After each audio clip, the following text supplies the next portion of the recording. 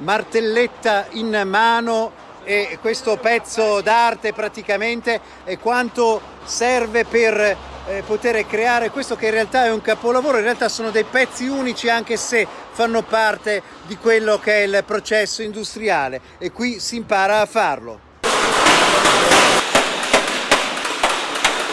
Questo qui cos'è? È un'arte o un mestiere? Questo è tutti e due.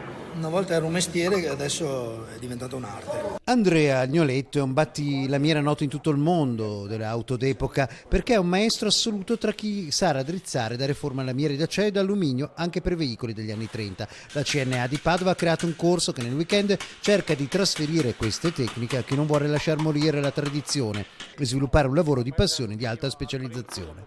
Il battilamiera ormai è diventato un lavoro di altissimo artigianato, di nicchie molto alte. Diciamo, gli italiani sono richiesti un po' in tutto il mondo, perché noi qua sia nel Triveneto abbiamo proprio da sempre ci sono i migliori che esistano, possiamo dire, in Italia e anche al mondo. Il maestro ha una parola per tutti e svela, tra martelletti e antichi attrezzi di ogni genere, i segreti del mestiere, che sottolinea il non volersi portare nella tomba come fanno altri.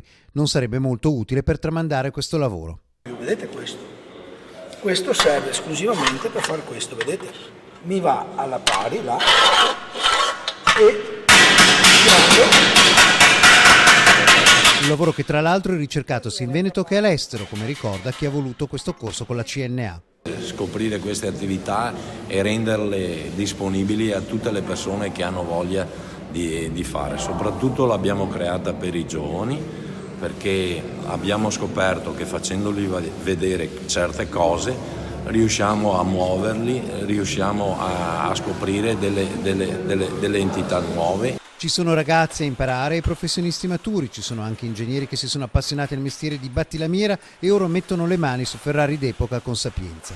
A me mancava questa parte del dominio della raddrizzatura del metallo e non. Quindi c'è il valore della manualità. Il valore della manualità sul metallo.